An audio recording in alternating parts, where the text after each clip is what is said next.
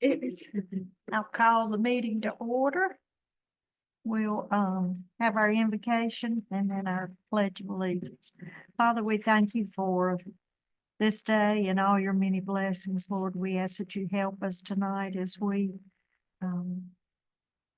work on things that will help our community and our town. And Lord, we just ask that you be with all those who are sick and suffering. And just ask that you lead, guide, and direct us as we do and say the things that you would have us to. In that name we pray. Amen. Let's have our pledge. Jonathan, would you lead us? Sure. I pledge allegiance to the flag of the United States of America, to the republic which stands one nation under God, indivisible, with liberty and justice for all.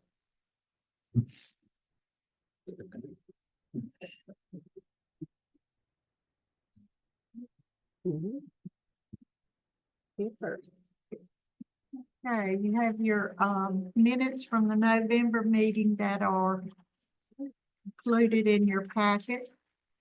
I'll entertain a motion on those minutes. Motion to approve as presented.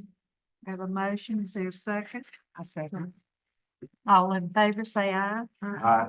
All opposed, like sign.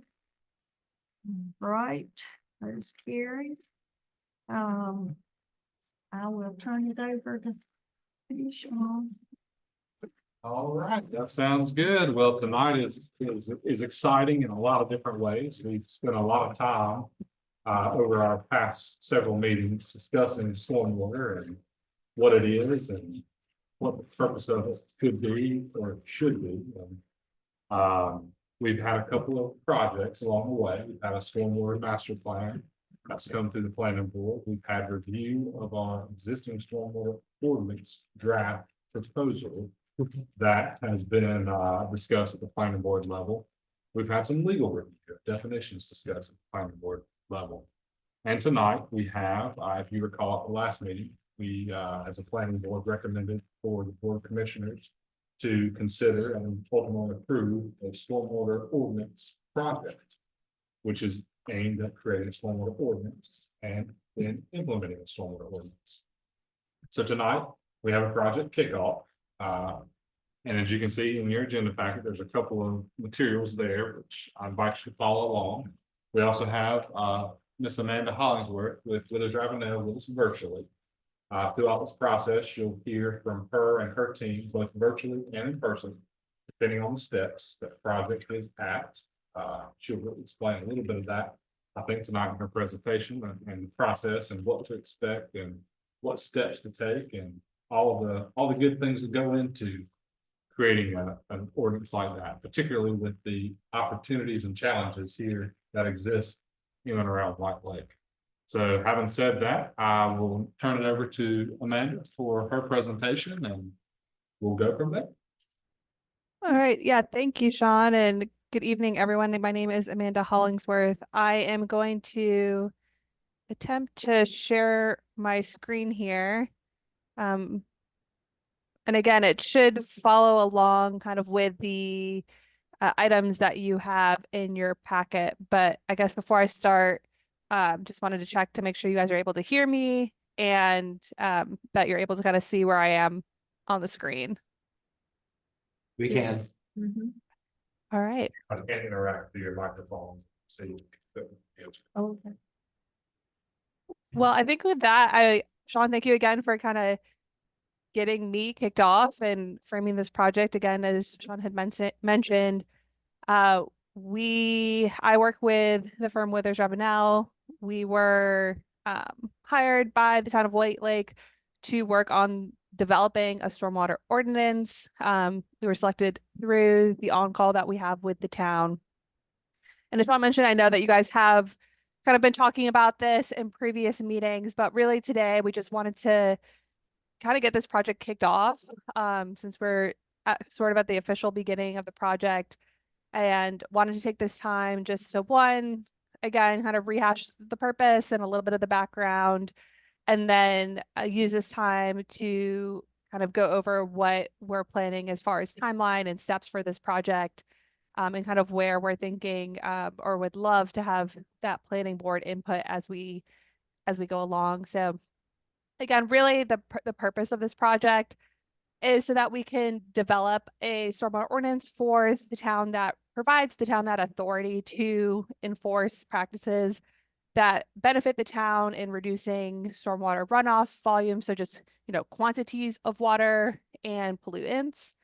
And really what we want to do is at the end of this, have an ordinance that everyone's excited about, that is customized to fit the needs of the town, and your specific challenges, and kind of complements everything that the town has been doing up to this point, not just related to stormwater, but kind of any previous projects, any ongoing town initiatives, anything else at the planning level.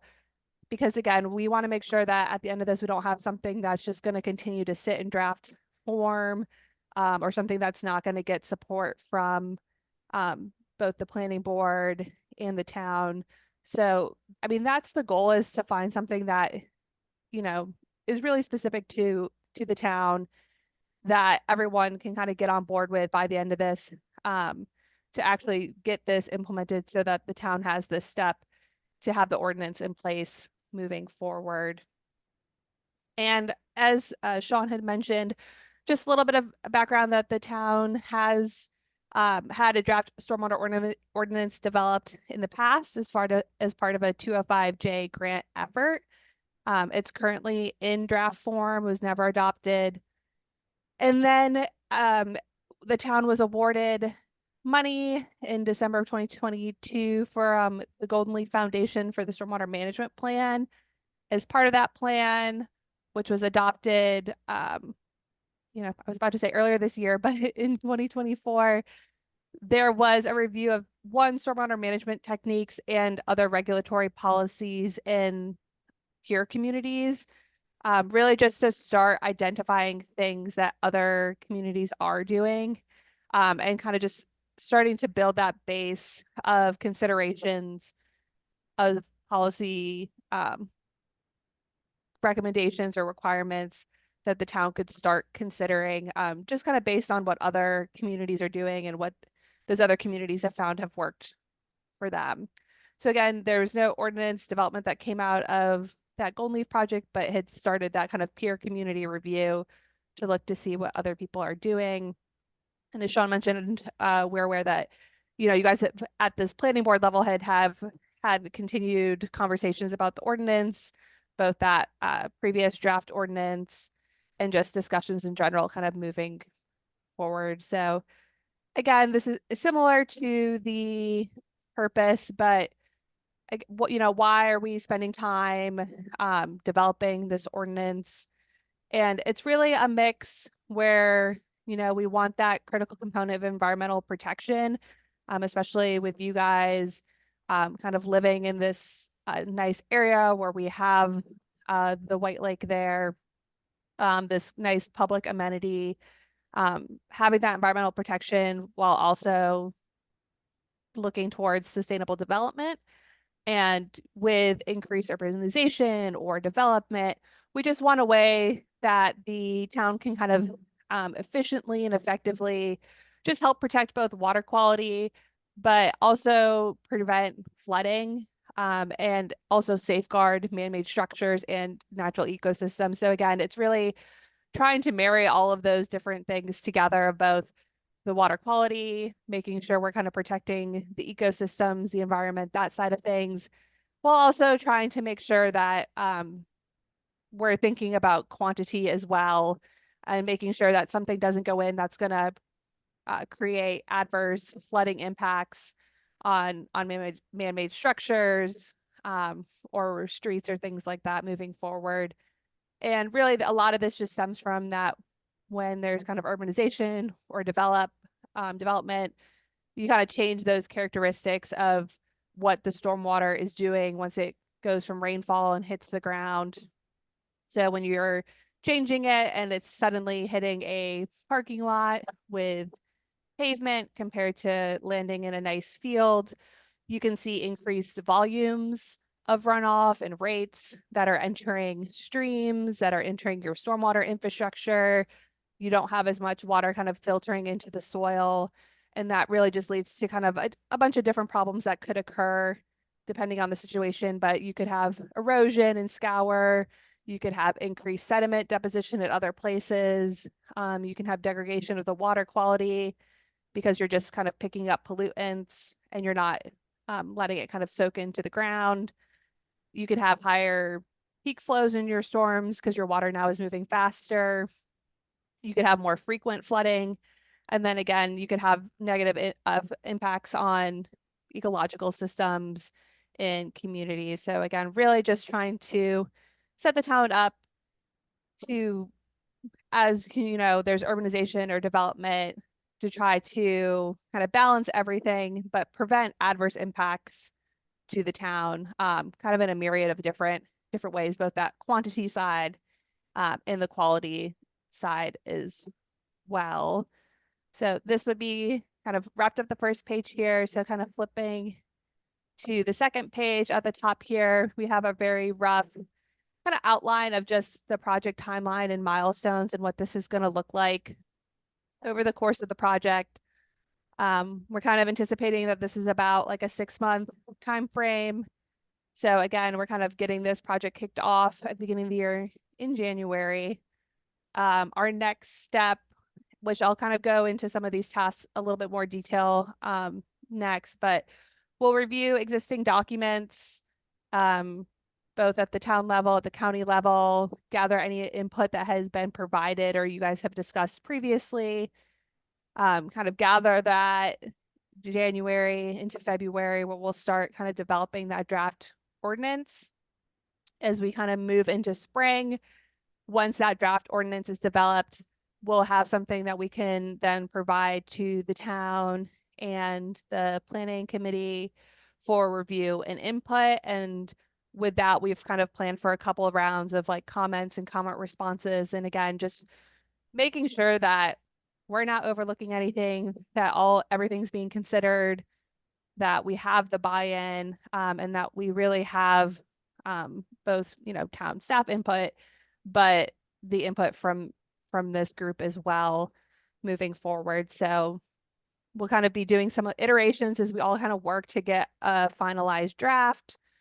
After that, we'll get something that we all kind of are excited about as we kind of move into late spring, and then into June, start going through the process to roll that out for adoption and get that adopted through the board and try to make that kind of an official document to close out. So with that, again, kind of next, I just try to highlight kind of like what some of these particular tasks will involve. So I have some bullet points here. I have attached the project contract and scope with the document. So you should have that. That should kind of be your page 3. We don't need to, I added this little bullet points here so we didn't have to go through every single page of the contract. But if you are curious to, that is attached for your review. But really what we're starting to do is, again, just review existing documents and input. So this is like just in general, existing town ordinances, that previous draft from the 205J grant, looking at land use master plans, looking at the county. We'll also have some level of peer community ordinance review. And so again, we want to make sure this complements other ordinances, other language, other land use categories. So we're using the same language throughout, that we're not creating something that's going to contradict another document that you guys have. With the county, again, just wanting to make sure we are kind of just being aware. We don't necessarily have to copy or do anything that the county is doing, but just using that as a baseline, seeing what their regulations are, if there's something that we would want to incorporate at the town level. And again, the same with the peer community ordinance review, just looking to see if there is anything from a specific community that maybe has a similar size, has kind of more similar characteristics as far as development, or, I think previously as part of that Golden Leaf Stormwater Management Plan, had sort of considered lake communities or coastal communities that have similar soil types and maybe tourist seasons and things like that. So really just trying to do a lot of data gathering. And this will include, as I mentioned, just making sure as part of this, we're gathering any of those like previous comments that were from that 205J grant ordinance, anything that's kind of been discussed up until this point in the planning board process that we'd want to make sure we consider and are aware of before we start, putting pen to paper and drafting anything. So we'll be doing a lot of the data gathering, data review, starting that now. Once that's complete, kind of, again, we'll put the pen to paper, create a kind of working ordinance based on, again, we'll have to have some state standards or just best practices that, we might recommend, but then trying to incorporate things that we already know were previous comments. Once we have an initial draft, that's when we'll also be able to kind of provide the planning board and the town an initial draft for review, and then currently just have 2 rounds of review and comments anticipated. Again, in an ideal world, we can knock that out, a lot of that out after the first review and try to address everything and come up with something that we're all excited about. But this is really where we'll kind of get some additional active input as we go through this iteration to finalize a draft, in addition to anything that comes out of just the existing document review based on previous comments, or if there's anything too, we'll kind of talk about it in a second, that you guys already know based on your previous conversations. And I know Sean has a lot of documentation of that that we'd want to make sure we just kind of catch on the front end. But after that, again, really at that point, it's just kind of the more procedural steps to get the ordinance adopted. So that way you guys can actually start using it. So with that, again, as I mentioned, the rest of the packet was just more of the actual contract with the tasks that you guys can kind of go over in detail. But again, the tasks line up pretty much with what we just covered as far as the timeline, and then the kind of the 3 major efforts here. But with that, I guess I will pause and maybe first, since I'm virtual and it's a little hard for me to see, just turn it over to Sean if there was anything else you wanted to add. And then I think we can kind of go from there if there was something that you guys had questions about from anything I just covered. Questions?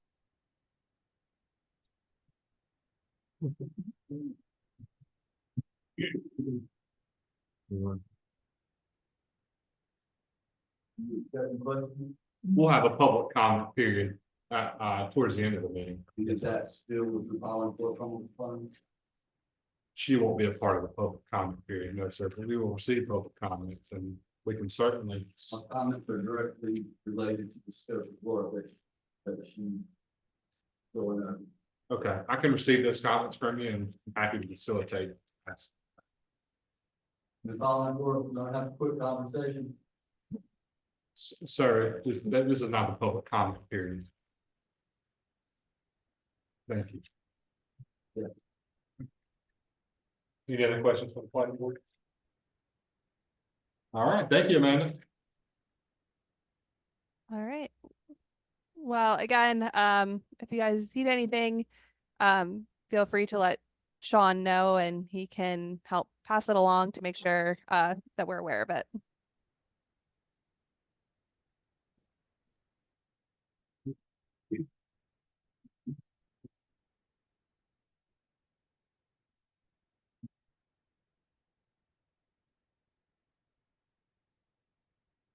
I had to make sure that one's on, so everything's picked up on the recording, going from one microphone to the other.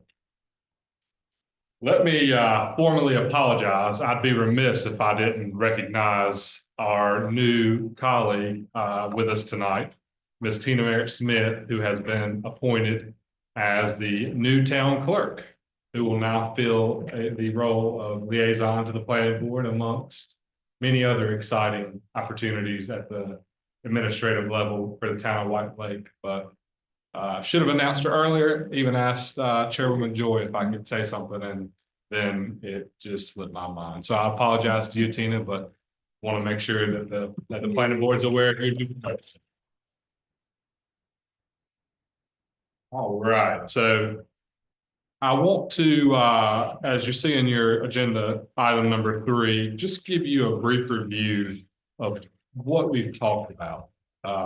We've, over the course of a year and some change, we've met, as I mentioned earlier, several times discussing what a stormwater ordinance is, what kind of draft proposal we have, why it does work, why it may not work, what we'd like to see change, what we like about it, etc. And I thought for a kickoff meeting like this, I didn't want to overwhelm you, especially with the timeline you just heard. Speaking of the timeline, I do want to point out that, as you can see, we're trying to design this around a timeline that fits the planning board schedule. We typically don't meet in the summer months, and if all goes well, I don't want to say in a perfect world, but if all goes well, we'll have a stormwater ordinance that we can move to the Board of Commissioner level by that summer recess for the board. So I want to make sure you're aware that the timeline is deliberate, which may require several meetings between here and now that might be, hopefully not, but might be a little longer than we're accustomed to. But we can work through that and again, hopefully have a draft or some type of proposal for the Board of Commissioners for implementation moving into the summer. Having said that, I again, don't want to overwhelm you with information, just want to give you a brief review. And I'm going to start at the top and just work my way through very briefly.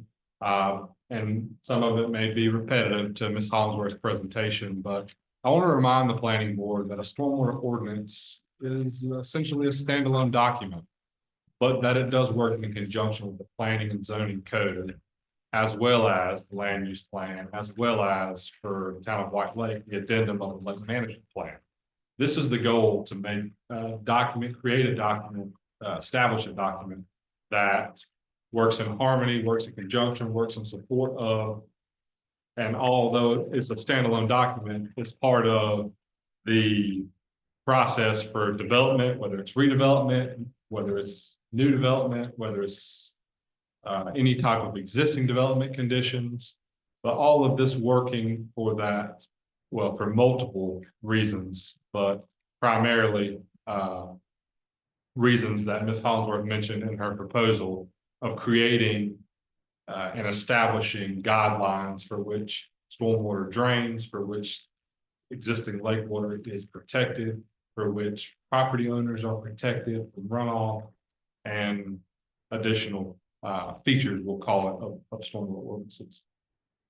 I want to tell you that there is an opportunity after the stormwater ordinance is implemented to expand upon the stormwater ordinance through the form of a stormwater design manual.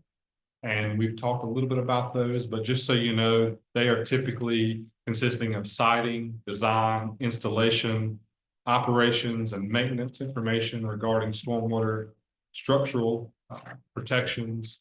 And it's meant to add on, not take away from. I don't tell you that to set any expectation or be ambitious. I just tell you that the stormwater ordinance is the first step of the process. And as we've talked about several times, maybe something we needed 40 years ago, but better late than never. The stormwater ordinance will be under the purview of the stormwater administrator. Stormwater administrator more than likely will share a zoning administrator role for us as they work hand in hand in the permitting process.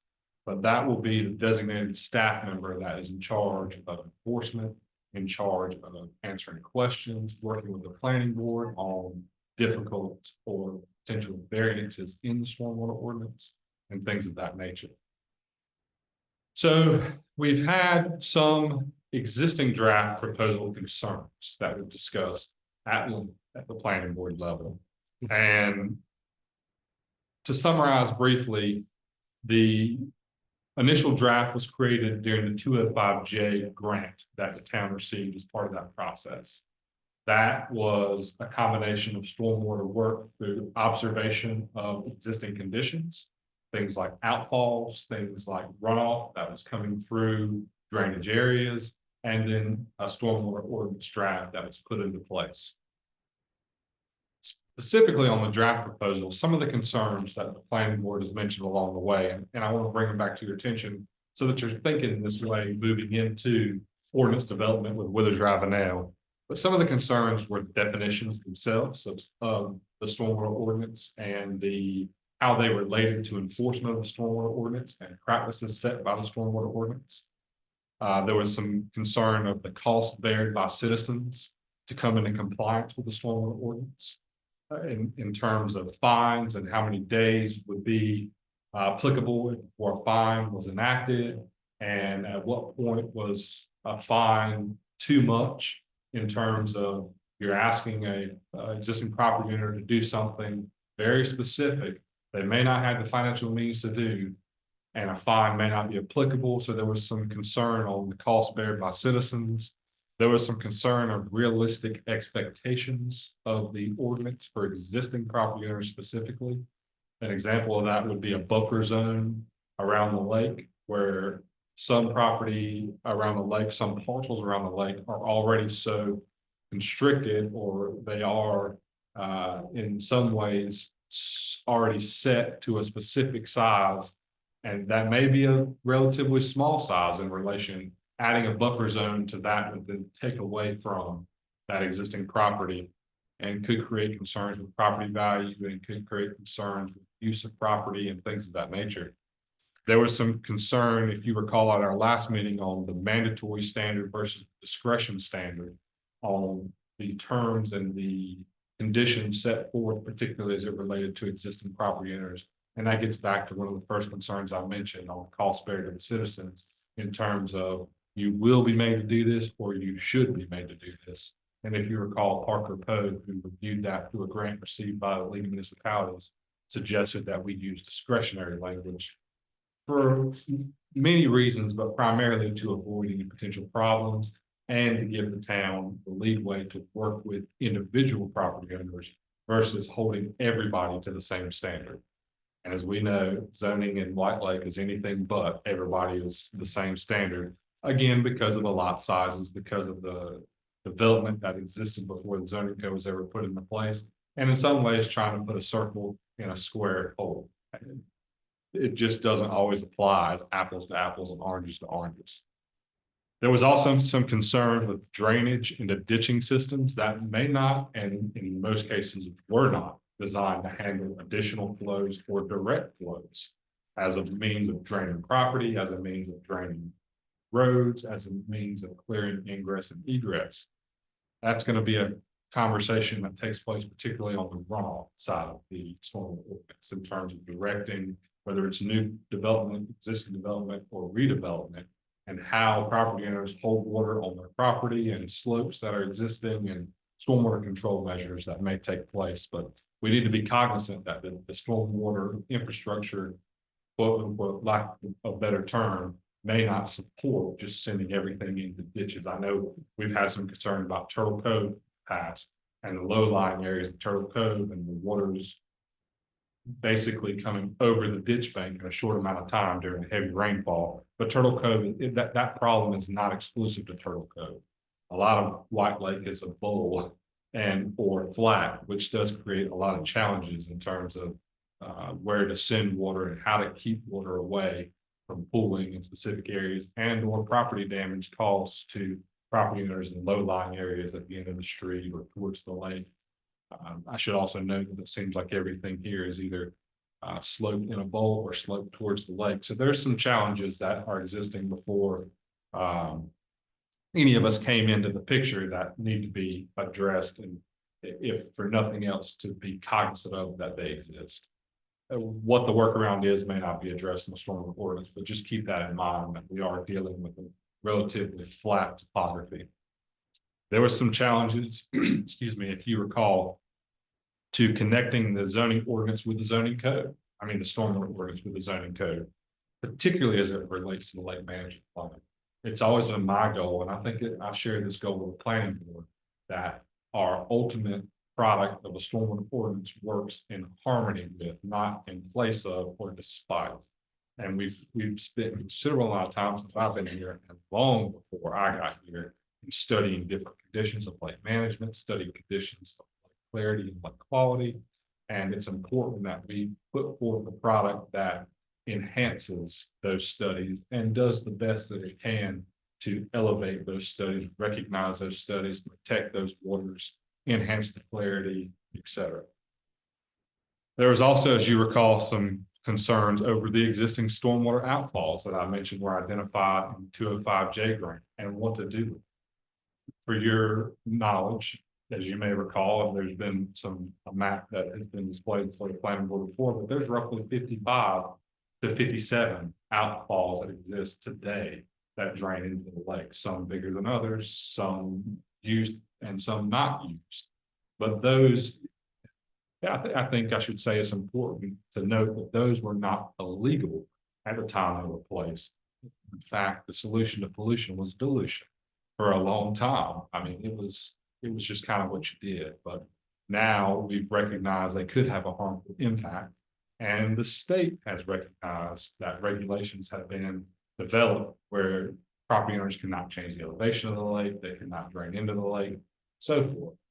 But still exists the problem in stormwater ordinance of what to do with them, particularly as it relates to runoff of impervious surfaces, road, concrete, things like that, that ultimately end up in those outlets, and that ultimately end up in or around the lake. And lastly, one of the concerns that I want to mention to the board that was mentioned, kind of tying it all together, was just enforcement in general. Whether that's enforcement of fines, whether that's enforcement of regulations, whether that's enforcement by the zoning administrator and or stormwater administrator, but just the general topic of enforcement. And I think that gets back to creating realistic expectations as they relate, particularly in my opinion, to existing development. So in summary of the conversations that we've had, I do want to make note of some of the existing ordinances that we've reviewed. As a planning board, we've taken a look at Lake Lure, which I'll remind you is a private lake, and stormwater ordinances that they do and stormwater control measures that they have. But we've also looked at Lake Davidson, which is a public lake. We've looked at Lake Mattamuskeet, which is a public lake. We've looked at Lake Waccamaw, which is a Carolina Bay lake. We've looked at Brunswick County, which is a CAMA community, which simply stands for Coastal Area Management Act. We've looked at Jacksonville, the town of Jacksonville, the city of Jacksonville, which is a CAMA community, and an MS4 community, which means they have a separate sewer and stormwater municipal system. And that, if you recall, that we look at those communities as maybe a goal down the road that we might be interested in a town of White Lake and setting forth infrastructure that would separate the two, but have collection points in thereof. And then we also looked at the town of Navassa, which is also a CAMA community and an MS4 community. So to put a bow on this, to wrap it all up, at least in terms of review, a stormwater ordinance in basic form is in general to enact stormwater regulations for areas that meet a certain threshold of a disturbed area or a certain density or fit within a specific distance or a certain drainage area to the lake. And I want to end on a positive note from the sense that I want to remind, but I also want to encourage the planning board that through all these ordinances that we've looked at, or all these concerns we've mentioned, or all this conversation that we've had, I think you can start to see puzzle pieces that are laid out in front of us. And I think with a little bit of work and rolling up our sleeves and maybe getting our toes wet, so to speak, we can put those puzzle pieces together and form an image of a clear lake and a safe lake and a lake that we're proud of and a document that we're proud of that ultimately protects the investment that we've all made into the future. Having said that, if there's any questions for the planning board on the review process, I'm happy to take those. And if not, we'll be happy to have a conversation offline If something comes up between now and our next meeting about different, anything related to stormwater planning and zoning, but specifically questions that you may not think about tonight, because if you're anything like me, you'll get halfway down the road and think, daggone, I should have asked that, or that's just the way my brain works. So I want to extend the opportunity to you. You give me better questions. You know, we had the stormwater ordinances drafts that we've looked at before. They're going to look at those, but not necessarily use it as a template. They're going to create their own thing with their own structure, but just to say, we like this, we don't like this, and pull them in. Is that correct? There's definitely going to be some pieces of that. So in the first part of the Wizard Ravenel proposal or the scope of work, that's essentially what we're aiming to do. I think we've talked about in the past that local government plagiarism is actually a highest compliment that you can give somebody. In other words, it not necessarily because it will always work the same way it works somewhere else, but there's a reason it works where it's implemented. So as it makes sense and we can see something that may work for us, we would certainly consider that to bring before the planning board and ask for feedback on that. But that's not exclusive to. There's definitely going to be some things that are unique to White Lake along the way. I think we've spent a year or more identifying some of those as outlined, and those will all be brought into context and conversation and ultimately in the draft proposal as well. Well, not that this is the place, but one thing that came to mind in reading those last ones was like a dimension of disturbing land and all. And if in some way in the definitions we can say does not mean dragging a road or cleaning our beaches or whatever, because it would be well outside of the land disturbance rule. You know what I mean? To be like, hey, you know, we're raking our beaches and we're not like building a house there. So you know what I mean? Like, sure. And so when you read it like word by word, I tried to be very like, oh, could this mean this or whatever, you know? And I know that wasn't the spirit of what they were trying to say, but just say, you know, just put it out there that we've got a lot of dirt roads around White Lake, and again with the stormwater management, I mean, we don't want clay getting into the lake either. You know what I mean? You know, but I guess raking the beaches was kind of my big thing. No, and I think that's a great example of what will be unique to us. There'll be other things along the way, but I'm sure that will be something covered as a unique feature to White Lake that may not exist in somewhere else or in another area.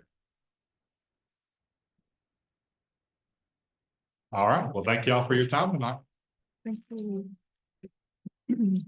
Any other business that members have before us? We'll come to the open forum session. 3 minutes per citizen. If you will please come to the podium, state your name and address, and you have 3 minutes to. You're it. Raking the beach is something that you should not discuss along the coast. Trust me from experience. Congratulations on your promotion. Bless your heart. In your handout from I'm sorry, will you give us your name? I'm sorry, Leighton Bedsole. Okay. Withers Ravenel, if you look at task 4, I would like this, my comments are around the rollout of the draft.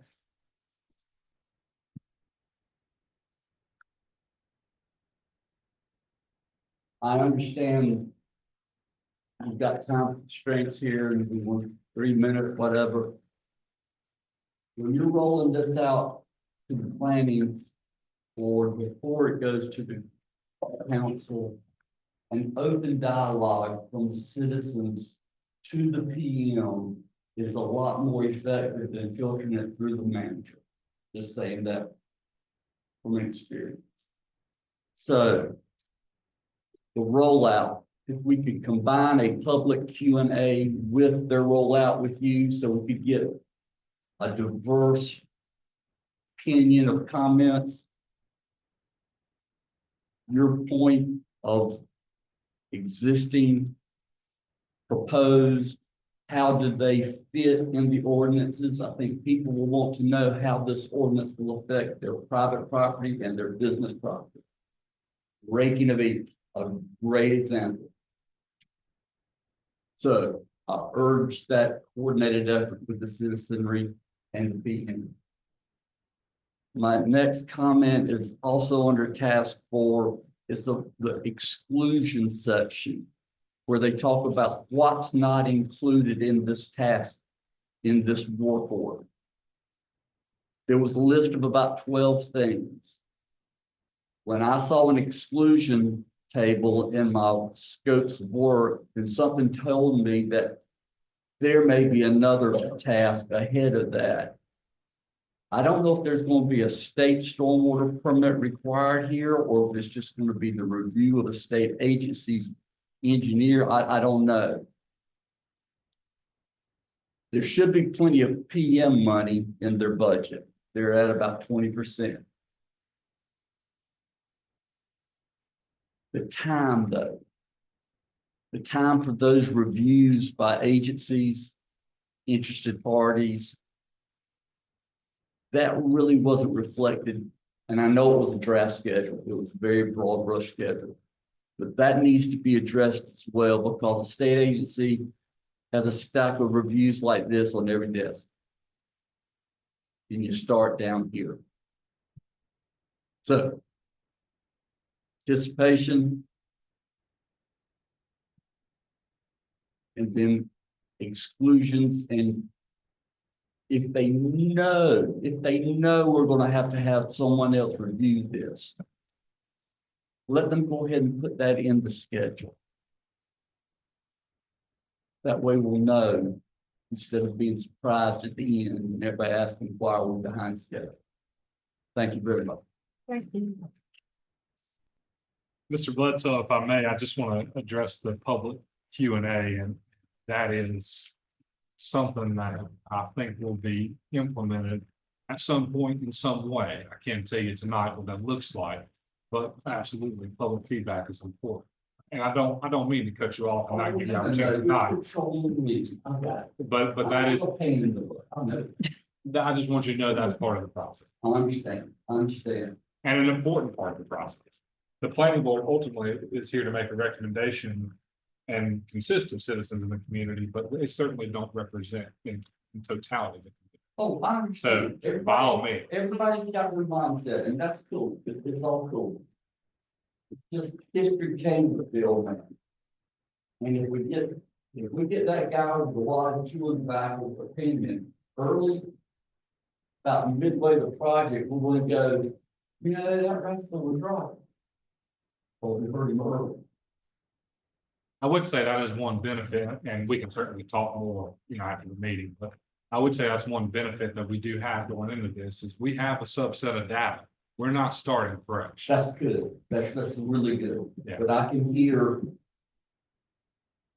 existing development, private business, proposed, or they're going to be mandated retrofits. Example we use. Things have been working for a long time. But my point being, people are going to want to know how this ordinance is going to affect them, their property, their business. Blah, blah, blah. I don't know, is Amanda still on? Is there a specific question you want to go ahead and ask her today? No, I was just going to ask her about the exclusion, especially about the reviews and any permits. We can follow. So if they're not there, then we get the state or the feds involved or the county involved. And extend that time. I mean, like me reading through the exclusions and stuff, I don't see anything in particular about like a state permitting thing. It just basically says like, we're not going to do taxes, we're not going to do notices, we're not going to do financial analysis. And so I think there's just basically being like, that's on the town of White Lake to get all this done, because you're not paying us to do that. Understood. But your point's well taken to say, hey, what about this? Yeah, permitting with the state, so that's a good question. But Definitely. anyway, I want this thing to work. Yeah, for sure. I appreciate it. Thank you.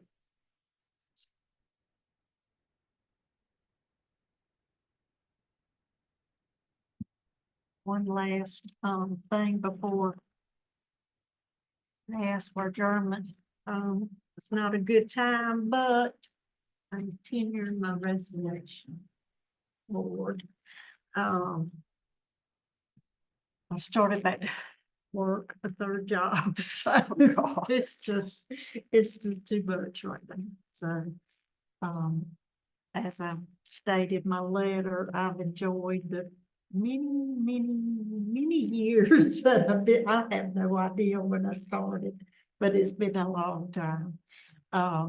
And I've enjoyed working with everyone, from the staff to the members on the board, and I'll still be in the community, so I'll still give you my support. So I thank you for the opportunity to serve, and look forward to hearing all the good things that are going on. We appreciate it. Thank you. Thank you for service. This G-Ma's got to put something.